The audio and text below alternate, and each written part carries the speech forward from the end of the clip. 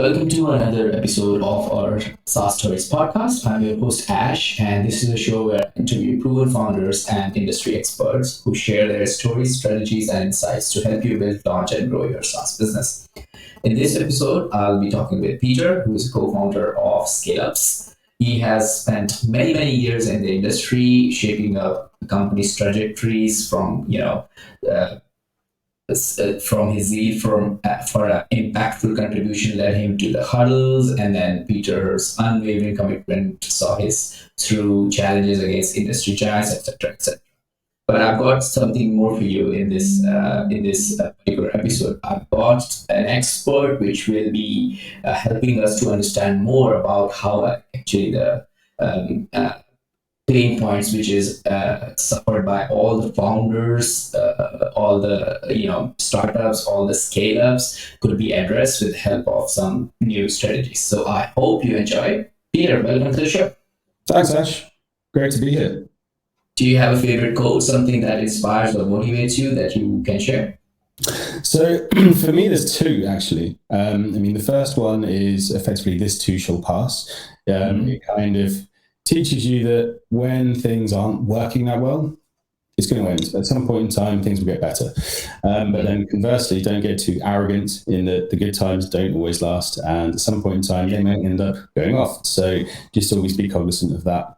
And the second one really is from Steve Jobs, which is paraphrasing, hire great people and get out of their way. Don't necessarily micromanage them or anything like that. And that's the two things that it is that I've really looked to lead or looked to live by. Yeah, that's I couldn't agree more with both of them. Yeah, great stuff. So tell us about Scale Up then. What does the service offers? Who is it for? And what's the main problem you're helping to solve? Sure. So basically, with my many years of experience working at senior levels in startups, what I decided to do was launch Scale Up to provide smaller types of organizations, but then I'm happy working with larger ones as well with the benefit of my experience. So that's predominantly been in everything post-sale to do with customer. So looking at refining processes and support teams, looking at your customer success strategy, also looking at comm strategy as well. I have superpowers really in aligning organizations and getting stuff out the door as well. One of the projects that I led at Improbable was getting a game out on the platform for their lighthouse customer. And there was also $100 million worth of investment sitting on that, launching successfully too. Did all that in my first 6 months probation period. So that was awesome. Lots of pressure, lots of getting stuff done, getting stuff out there, and aligning the customers' engineering teams with mine as well. So got loads of experience doing that and can help you. And also coaching and general leadership. So I love helping people. So one of the things that there's a bunch of quotes on my LinkedIn from people I've worked with in the past saying best manager ever, all these sorts of things. So very happy working with people to develop the management techniques, so turning theory into practice in their teams as well.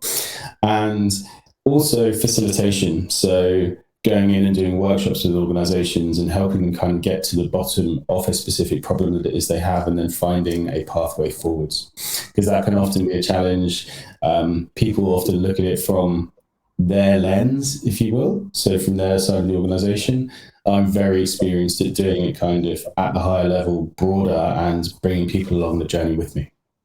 Oh, that's really good. So two questions. First, have your customer or the person or the organization you were working for, they got the investment after the launch? I did indeed. Perfect. That's a good news. Second one, how your consulting firm, Scale Up, actually helps out the executives or the organizations with this facilitation experience and services you provide? Sure. So it very much depends on what the specific problem is, and executives tend to have lots of them.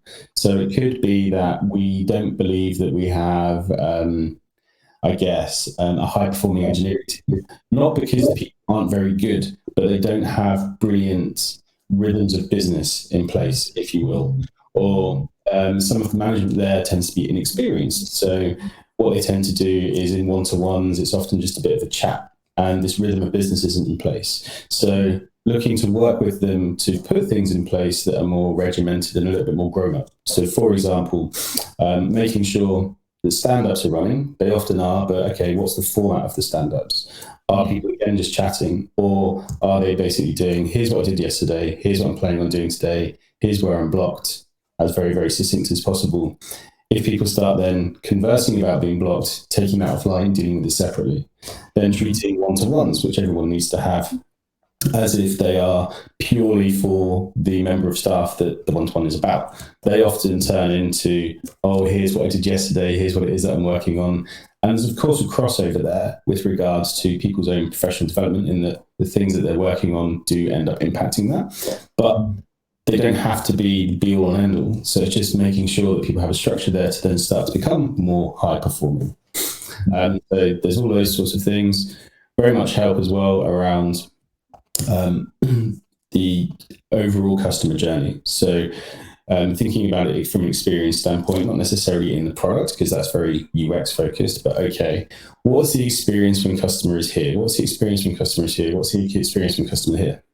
For example, one of the companies that I previously worked at, they would give the customer quite a technical piece of software as a trial, and that trial was effectively unbounded, and it was like, here you go, see what happens. Now, of course, when someone from sales went back to the customer and says, how's it going? Customer's like, I haven't had the chance to try it yet. What's the deal? Can we have some more free time? That isn't the best practice. If, however, when someone starts to download something, you got on call straight away with them, say, okay, what are you looking to achieve with the download of this particular software? What problem are you looking to solve?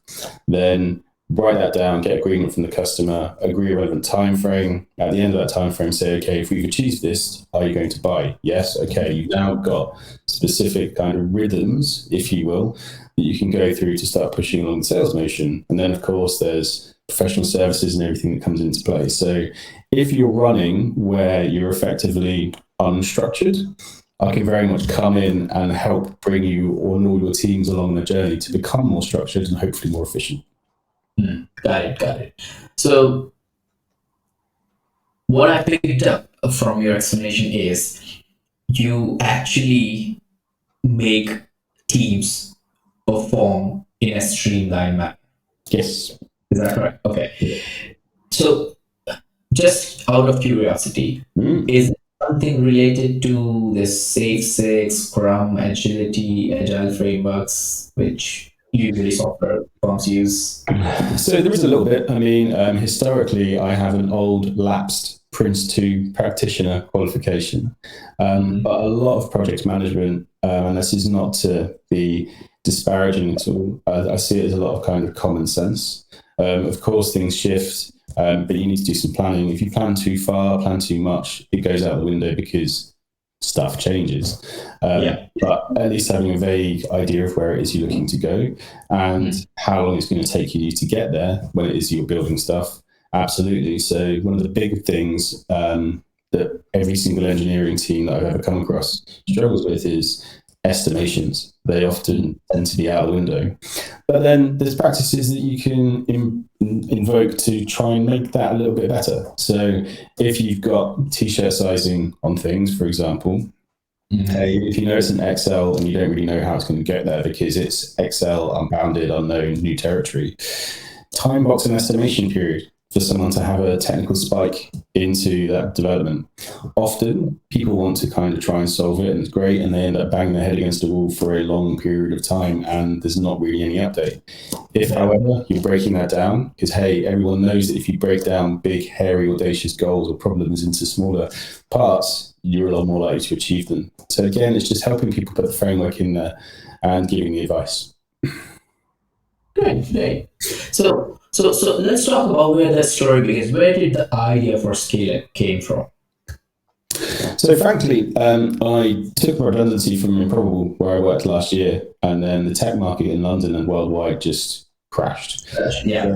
So, from between there and now, I've been looking around at different places. Of course, the hiring market has been a challenge as well for a bunch of different obvious reasons, especially at senior level. There's fewer roles anyway. There's fewer roles even now.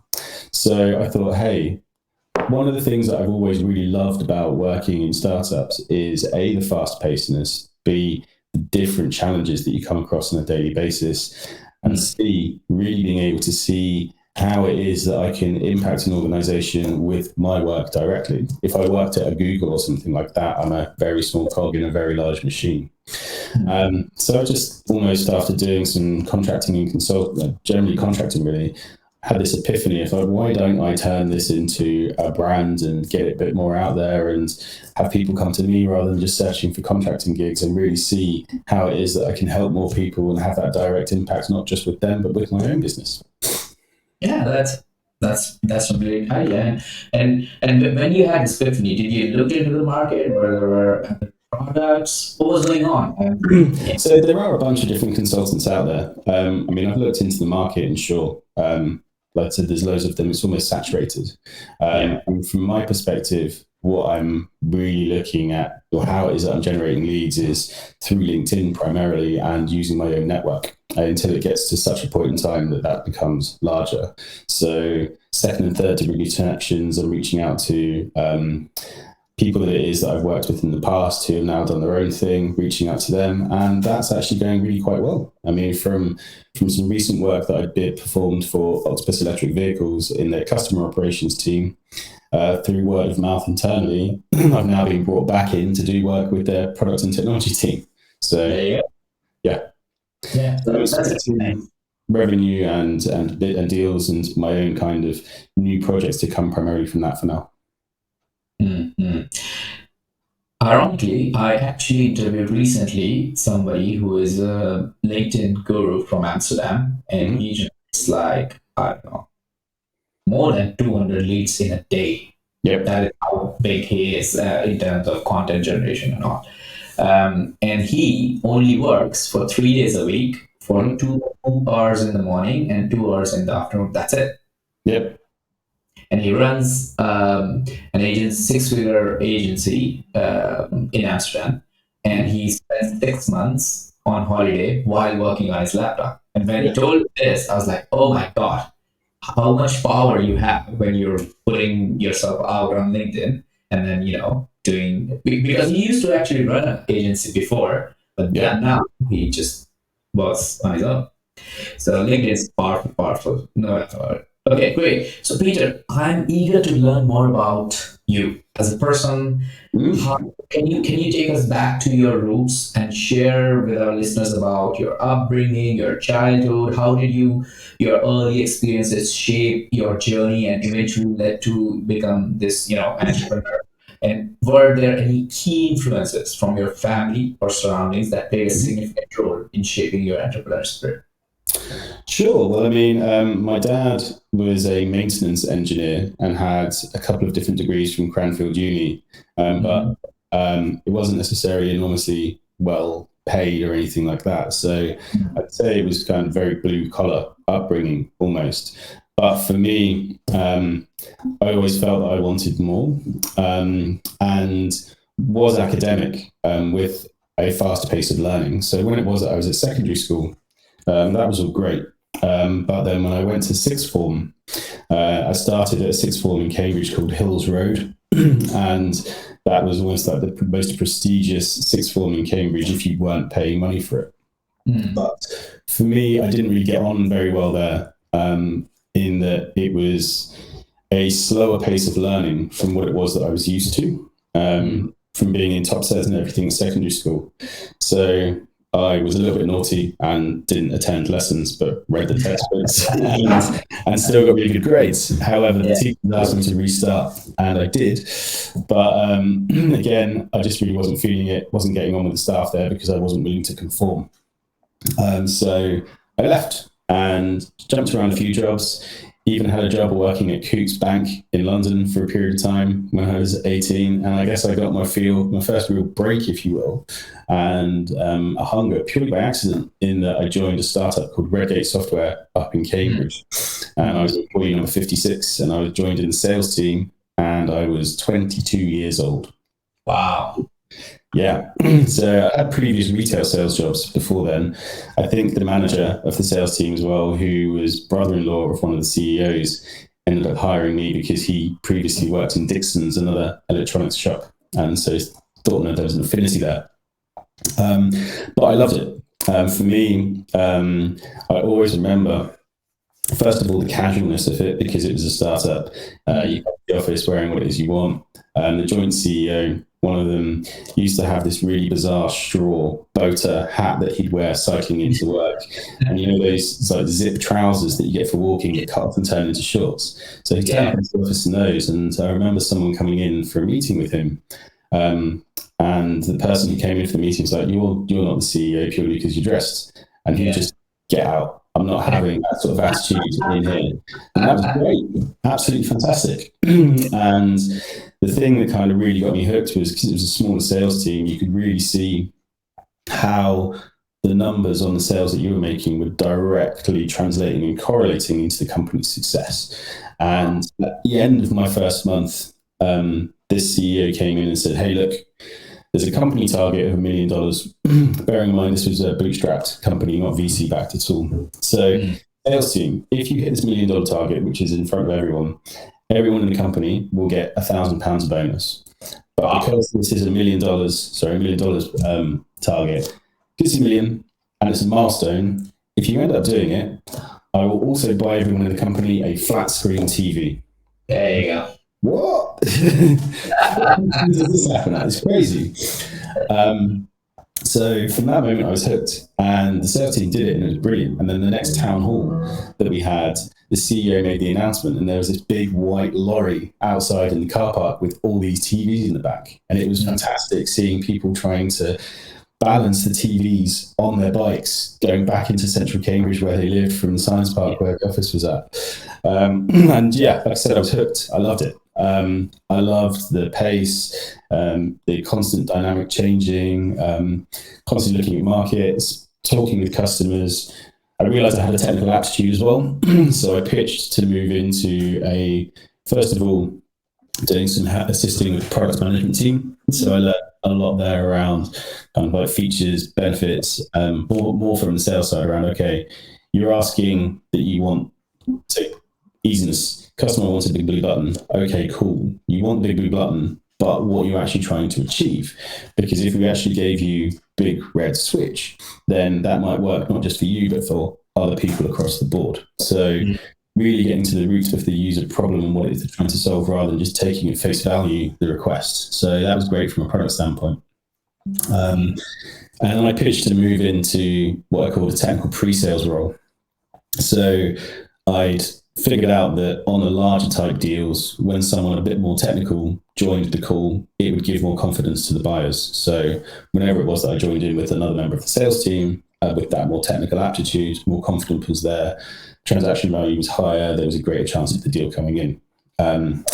So right from there, and that was great. When it wasn't doing those pre-sales things, I was attached to the tech support team to continuously up my skills in that area. And then from, I guess, my drive and previous management experience, I then got put in charge of that, which was a weird experience in that I was 26 years old and everyone else in the team was mid-30s plus. So, wow. Yeah, some of them were even nearly 50. So I had to kind of be, hey, I'm not here to rock the boat. I don't want to change anything right now, unless it is that you guys think things need changing. And let's talk about that. Let's come together. Let's come to an agreement. The one thing I do want to do, though, is make you aware that I'm here to remove obstacles for you. So treat me like that. If you're having issues with another department, I've got your back, providing it's reasonable. Let's go sort it out. I want to allow you to do great work and me to take away everything else for you. Got it. So you're the obstacle killer. Yeah. Servant leader, that kind of political schmoozing. But I always remember for one of the things, there's a particular issue, a previous place I worked at, where we were having consistent outages, and the particular dev team that was responsible for that part of the code base were quite under the gun with regards to a number of other things, as well as these outages. Now, being responsible for the customer in that company, I could have quite easily gone in and just said, this is not acceptable, guys, fix it. Like, really come down like a ton of bricks. but that wouldn't get you anywhere.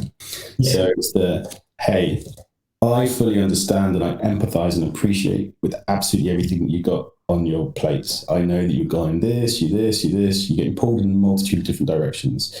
And I really do care about that. However, we've got customer outages that we just can't have, everyone knows that customer is king. So how is it that we can stop having these outages? And how is it that I can work with you to give you the freedom, the space, the agency, if you will, to get this stuff done? It's a lot more collaborative. You get a lot more buy-in and you actually get stuff done rather than appearing like the ass in the room.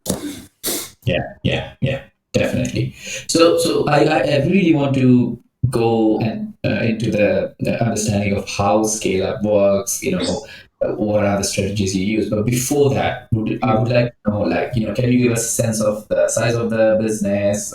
Where are you in terms of number of customers, size of the team, etc.?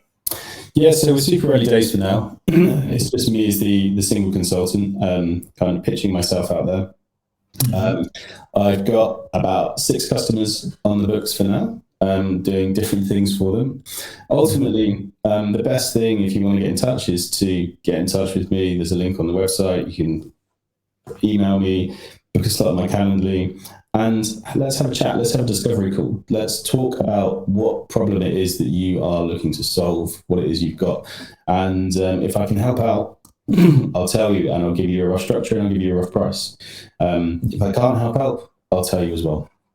Any estimations that it is I do will be baked in the 17 years of experience that I have, which is not how long you think it will take, but how long it will likely take, because things often always kind of go a little bit longer. And that's really what it is I'm here for. I'm here to try and help you with the burning, urgent problems that it is you have, and there are many of them. So I'm just saying, hey, chat with me, and if I can help, I'll tell you, and I'll give you a really vague strategy about going there. I'm not going to put too much into it until there's cash on the table, if you will, but I'll put a proposal together which is going to be solid enough for you to make a decision on and go from there. Perfect, sounds good. So can you share a compelling case study with us that highlights how a company leveraged your skills to achieve success and solve their key business challenges? And I would love to hear about the specific problems they faced and the steps you help them take to implement the solution and the measurable outcomes they experienced as a result. So I've got a couple of them, really. I mean, I've posted them on my LinkedIn as well. The first one really is Mage.com, the furniture supplier that unfortunately went into administration, so we weren't able to complete the program of work. Yeah. But my contact there was essentially responsible for the IT security, as well as customer support and some project type stuff. So relatively large department, and he was finding that he was getting to the point of being a bottleneck with everything. And there was a lot of, anxiety as well across the entire department about what was going to happen in the future, all those sorts of things. So I went back and forth with my contact and said, okay, let's do a workshop. Let's sit there and give everyone the opportunity to contribute. So we started off with doing the workshop, and the first thing I said was, okay, here's the elephant in the room. We don't know what's going to happen. You might go into administration, you might not, you might find buy, you might not, is what it is. But we all know that there are current problems, and let's not pretend that the world's going to end, but let's also not pretend that the world is going to be great. So why don't we just sit here right now and have a cathartic session where it is that everyone writes down what the problems is that they see, get it all out on the board. There was some chatting there. It broke the ice. You were able to group the problems together. It was all good.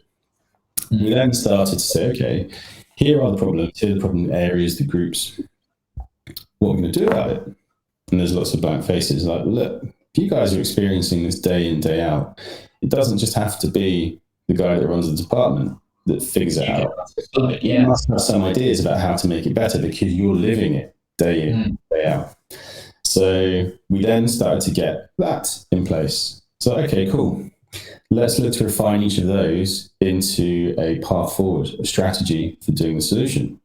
Okay, we started to do that. at least as a very high level straw person type rough plan versus anything detailed. So once we've done that, it's like, okay, great.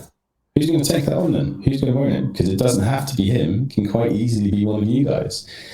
This is an opportunity for your career to step up a little bit, get some experience, get some exposure, teaching the people how to fish, if you will, rather than just fishing for them, and really bring them along a journey. And the transformation from the beginning, where they were being very, very negative because of the bad situation, they ended up leaving the workshop feeling enormously positive because they felt that they had agency to fix the things that it was that they were complaining about.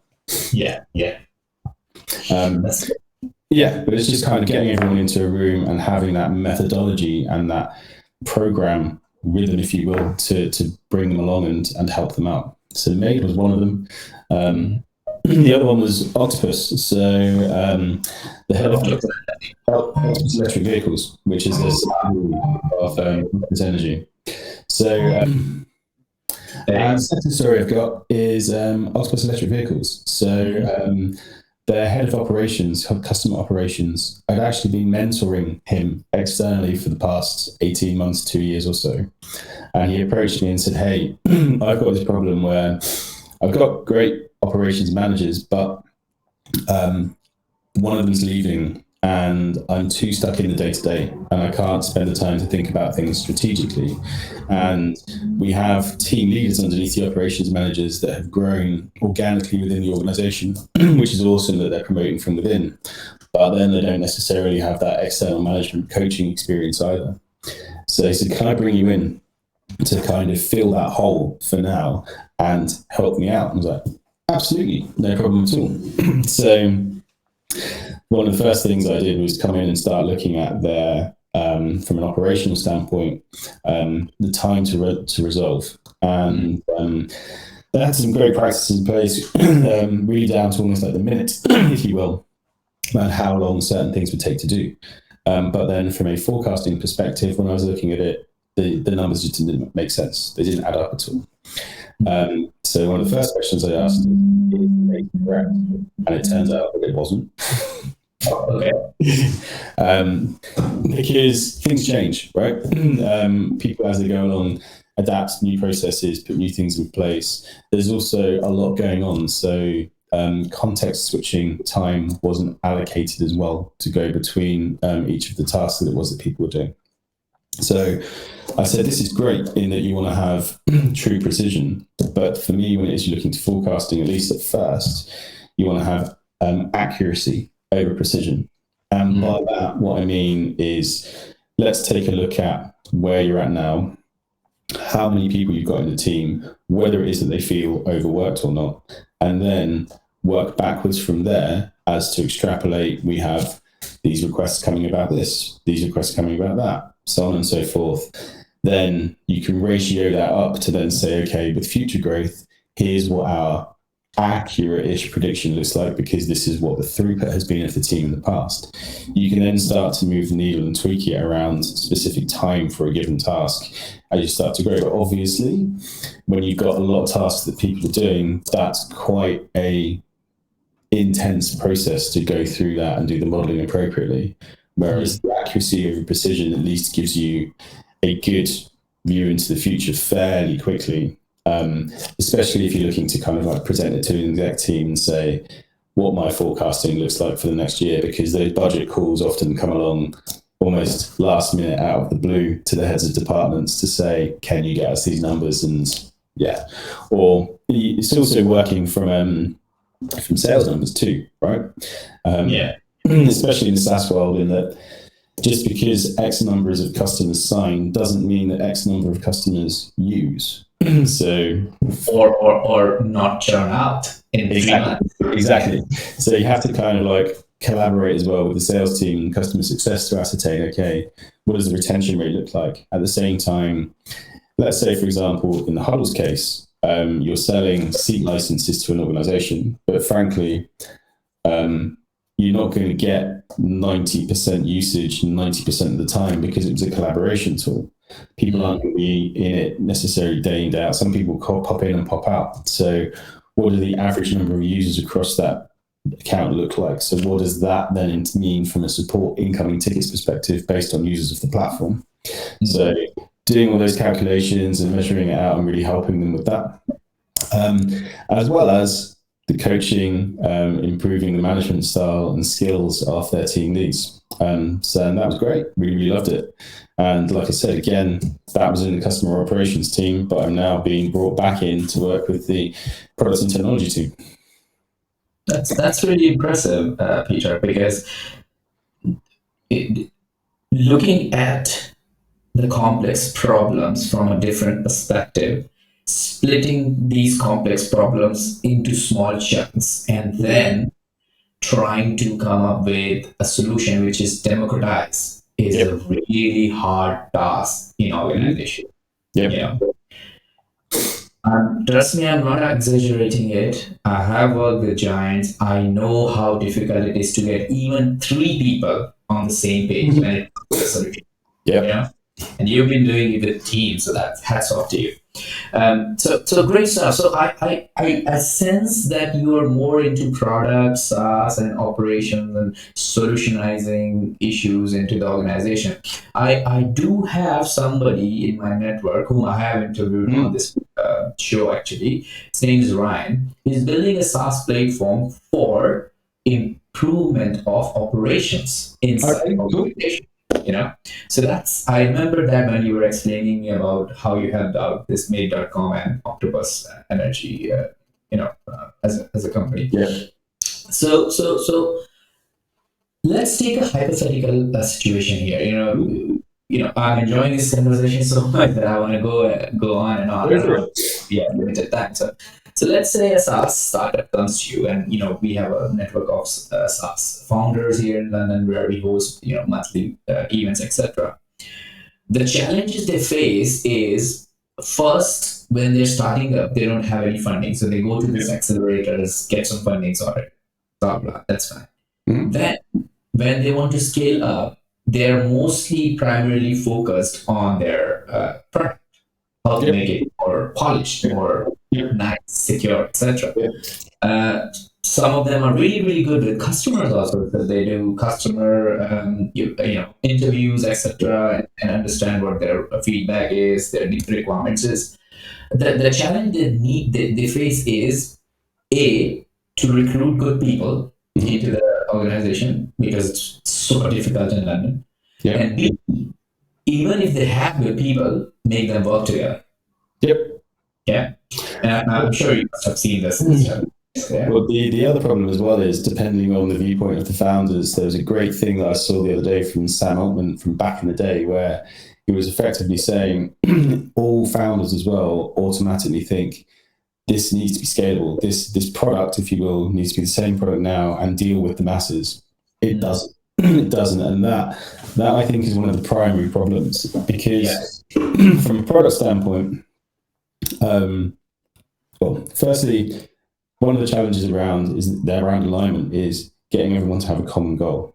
And I might be biased, but for me, the common goal should be customer buying a thing, customer actually wanting to buy a thing. Because in the VC world, historically, it was super easy to get cash and just blow it all on whatever. But frankly, if you don't have money coming in, people's wages don't get paid. Right?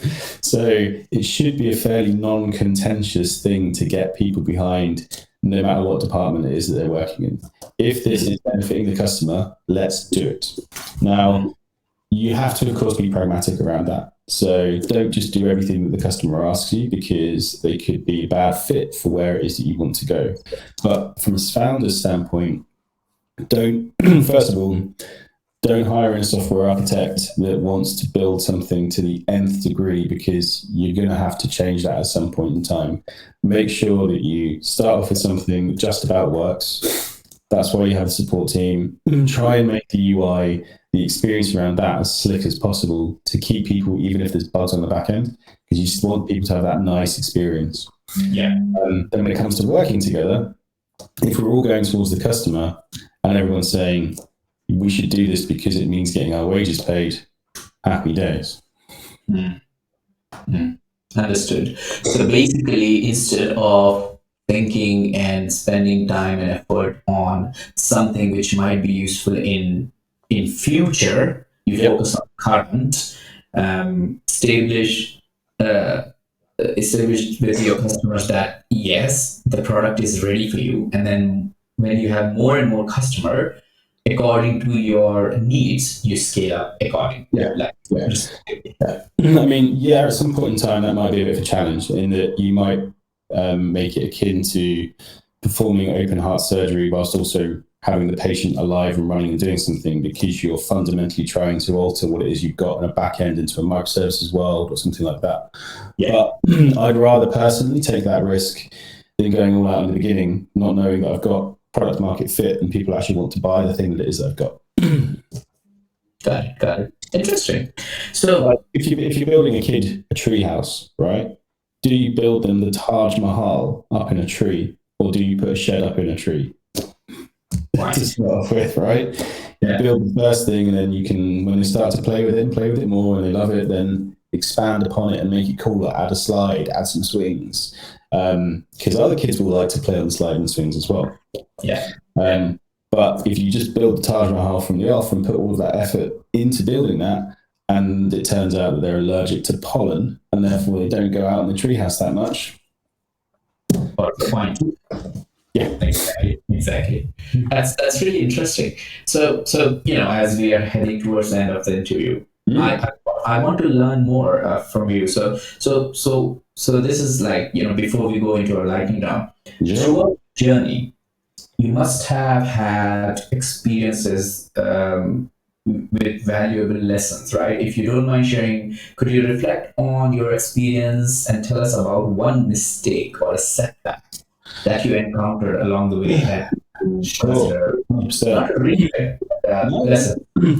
Hey, look, one of the things in the company playbook for the company I joined at Redgate even, was mistakes are a sign of a healthy organization, providing you learn from them. So it's all good if you don't make the same mistake twice, of course, because then that just makes you a bit foolish. But make mistakes. If you're making mistakes, you are learning, and that's good. So for me, honestly, one of the things that I learned earlier on in my career was around managing up. So one of my bosses at one point in time was a chief marketing officer. And he'd come from a very, very large organization, and he was used to doing all of this marketing kind of blue sky thinking about the art of the possible. And then he'd start talking to me about it. And I would say, well, no, you can't do it because of this. And there was a real clash there with me being quite blunt about it and him being very ethereal, if you will. Because from the large organization, he was very much used to having a team of people underneath him that was able to operationalize his thoughts and processes. So I really from that learned about how to meet people in the middle and think about what they were wanting and how best to negotiate appropriately. I mean, there's another quote, I guess, that I've rolled out a few times around the art of true negotiation is that everyone feels uncomfortable enough just to be comfortable. So one party doesn't end up feeling put out, if you will. So that's something that I've learned. There was another thing where I really tried to put my foot down around support operating hours and SLA times and things like that when I was a lot younger and running a team. And what I then learned was, okay, I shouldn't necessarily be doing this. It's up to the business to make a decision whether it is that they take that risk or not. And that was very much a disagree and commit moment, where it's like, hey, I'm going to put it out there. I'm not going to put my name behind it because I can't achieve what these numbers are. But as a business, if you want to go ahead and do with it, fine, happy days. Just kind of don't come at me if it does end up going wrong. But let's try it. Let's see. Let's get behind it. Let's see if we're caught out, whatever. I say caught out is kind of like a negative thing. But yeah. So the whole disagree and commit thing, really, really good. Other mistakes that I've made, honestly, there's been loads of them with regards to how it is that I've approached certain situations,